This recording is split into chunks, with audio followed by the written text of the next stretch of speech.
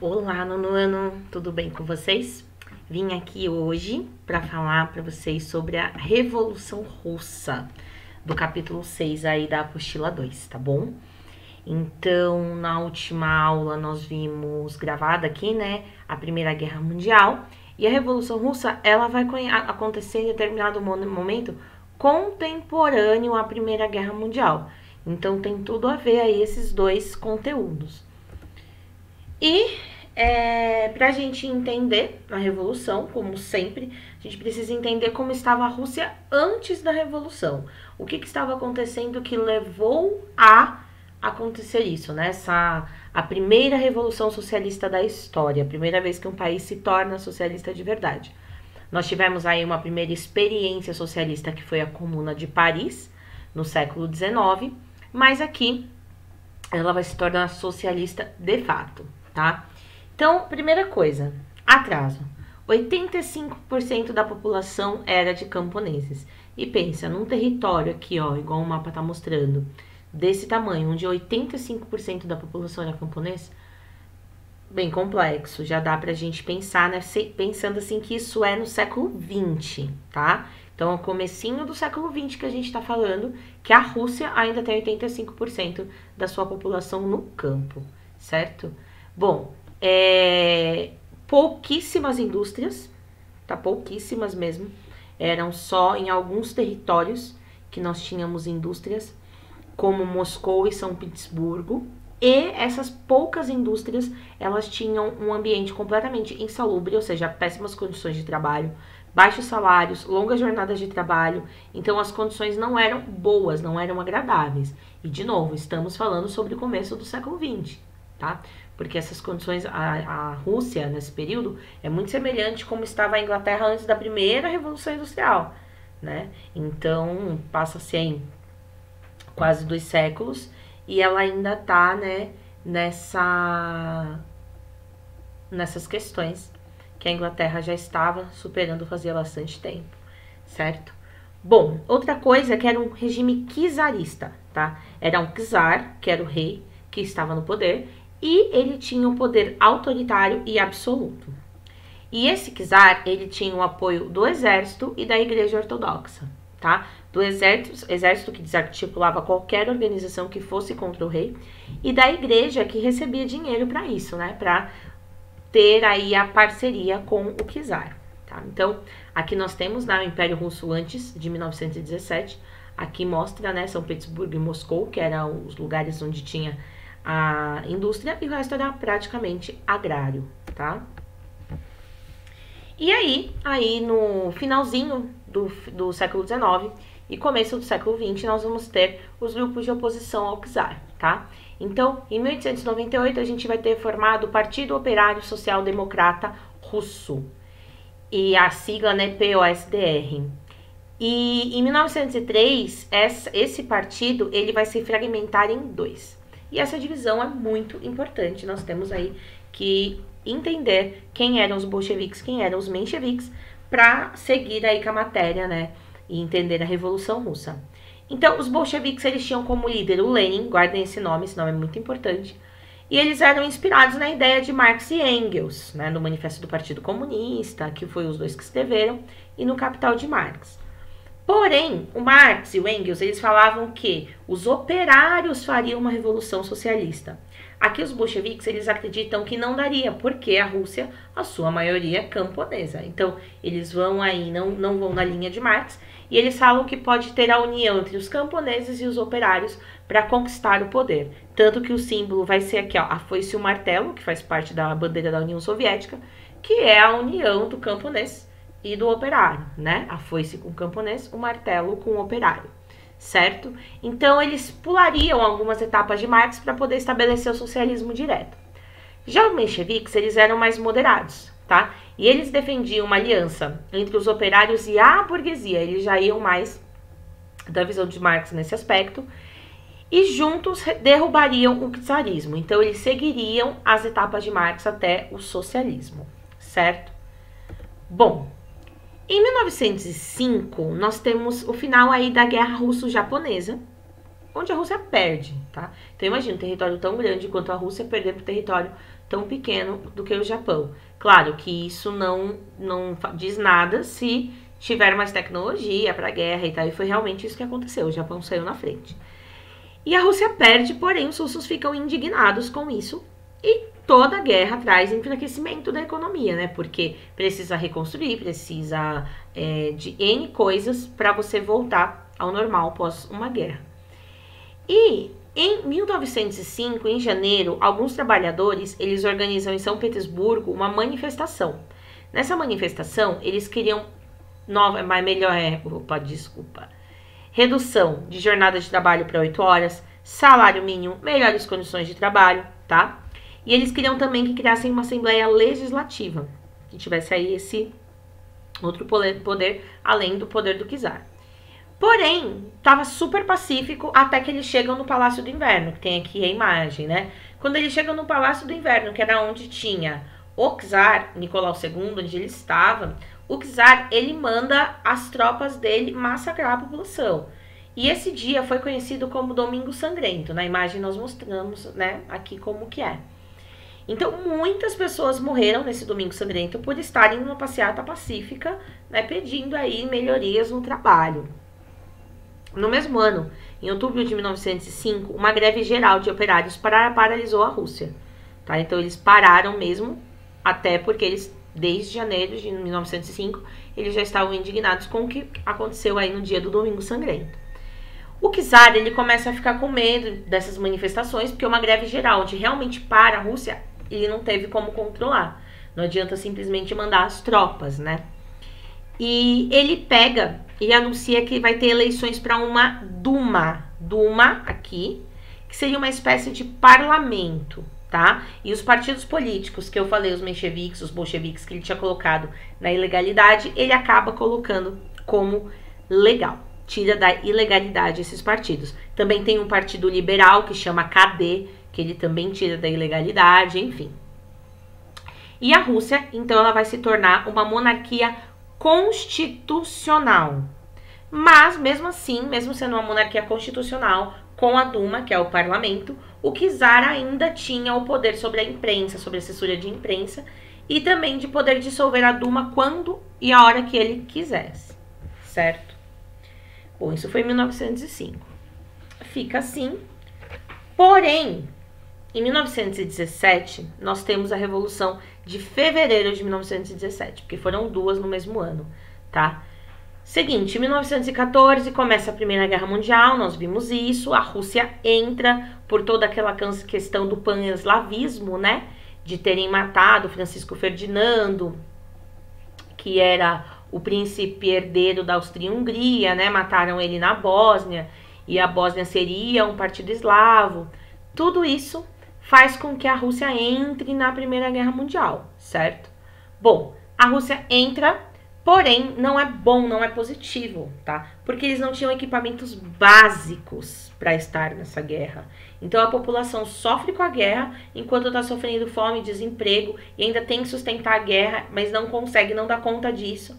E eles, desde que a Rússia entrou, existem pessoas que querem manifestações para sair dessa guerra, tá? E em fevereiro de 17 começam protestos para isso. Mas o que acontece? Eles pegam e isolam o czar Nicolau II e ele fica sem apoio nenhum. Então, ninguém mais apoia ele. E ele acaba renunciando.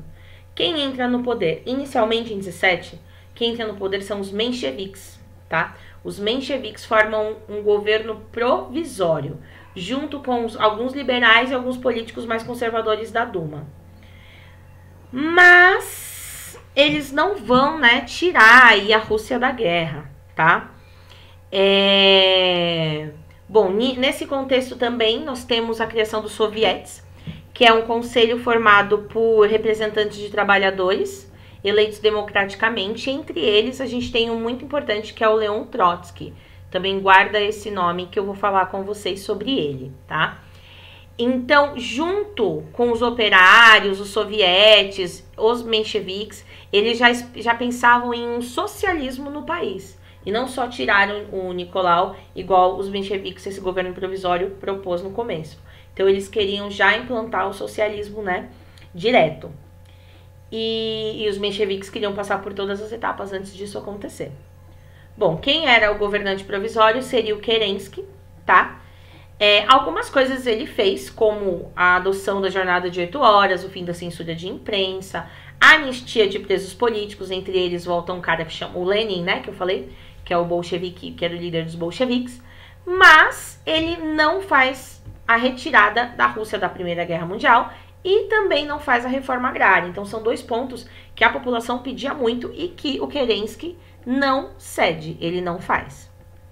Isso leva a, em outubro, ter outra revolução, que a gente fala que foi a revolução dentro da revolução, tá? Quando voltam os exilados políticos, volta o Lenin, que é o líder bolchevique, e ele escreve as famosas teses de abril. Essas teses de abril, ele tem o slogan paz, terra e pão, tá? E o outro, todo o poder aos soviéticos, que ele achava que eram os operários mesmo que tinham que estar no poder. O paz, terra e pão do Lenin, ele propõe a paz, que era a retirada da Rússia da Primeira Guerra Mundial, o pão, que era combater a fome, e a terra, que seria a reforma agrária, tá?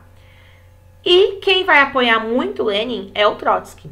O Trotsky vai também defender, junto com Lenin, essa ideia de estabelecer um governo socialista dentro da Rússia, certo? Bom, como eu falei, os mencheviques não tiram, os bolcheviques têm essa proposta, e em outubro de 17 os bolcheviques derrubam os mencheviques, então a revolução dentro da revolução, assumem o poder, e os bolcheviques no poder vão retirar a Rússia da Primeira Guerra Mundial e também vão fazer a reforma agrária. Então essas coisas que foram prometidas, elas se concretizam, certo?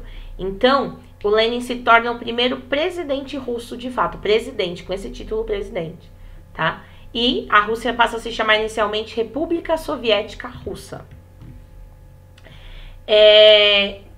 O governo revolucionário dos bolcheviques, na mão de Lenin, estatizou fábricas, bancos, estradas de ferro.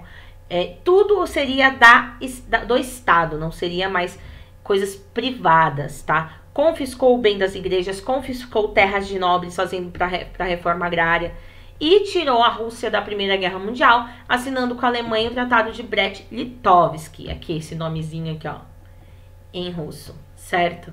Esse tratado, eles pagam uma indenização para a Alemanha. Aí você pensa, nossa, mas se eles tivessem ficado mais um pouquinho, né? Porque eles saem bem no comecinho de 1918.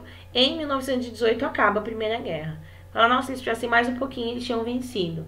Gente, eles não sabiam que era só mais um pouquinho. Eles não estavam mais aguentando desde a época que entraram. Então, quando eles assinaram esse tratado, os alemães, eles gostaram, né? Eles acharam extremamente positivo. Dentro da economia, o Lenin, ele fez o NEP, Novo Plano Econômico, tá? E dentro desse plano, ele falava o seguinte: é necessário dar um passo para trás para depois dar 2 passos para frente. Porque quando ele entra, ele estatiza todas as fábricas, todas as coisas, né? Porém, ele percebe que para reaquecer a economia, ele precisava abrir mão de algumas coisas dentro de um capitalismo. Então, ele permite algumas pequenas empresas privadas para poder girar a economia para o socialismo dar certo. Porque essa estatização total dentro de um país que não era economicamente forte ainda dentro das indústrias, não seria algo inteligente. Então, ele faz o NEP pensando nisso. Então, ó, é necessário dar um passo para trás para depois dar 2 passos para frente. O passo para trás seria abrir exceções, 2 passos para frente para o país evoluir. Aí o país evoluiria 1 passo para frente, certo? Porém, óbvio que nem todo mundo achou extremamente positivo esse socialismo. Claro que existem pessoas que estavam extremamente indignadas, como, obviamente, empresários, os nobres, donos de banco, os grandes proprietários rurais, capitalistas de outros países que investiam na Rússia, todo mundo bem satisfeito com o socialismo dos bolcheviques, que ele tinha colocado ali, do Lenin.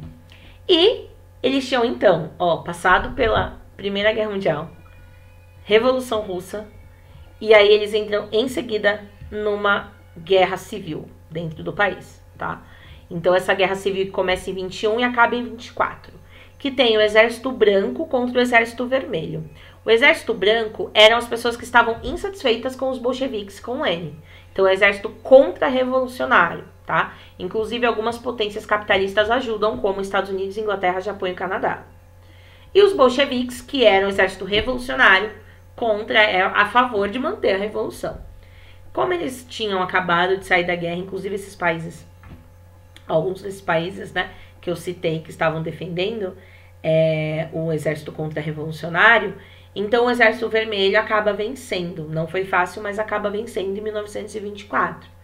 Lenin, então, vai centralizar o poder e vai implantar uma ditadura socialista com o Estado forte. O Estado era controlado aí pelos bolcheviques e tudo era do Estado, tá? E só havia aí um partido, o Partido Comunista.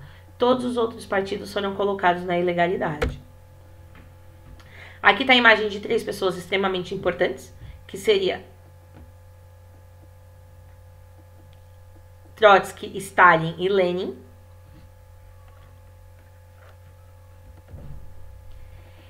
E quando a gente tem o final do Lenin, o Lenin ele morre, tá? Ele morre em 1924, ele teve uma hemorragia cerebral e ele morre. E aí nós temos a briga pelo poder, né? Quem é? Entre o Trotsky, que era o líder aí do Exército Vermelho, contra Stalin, que era o secretário-geral do Partido Comunista. A gente vai ter uma disputa no poder dessas duas pessoas, que, como eu mostrei aqui na fotinho, estão os 3, né? O Lenin, o Trotsky e o Stalin.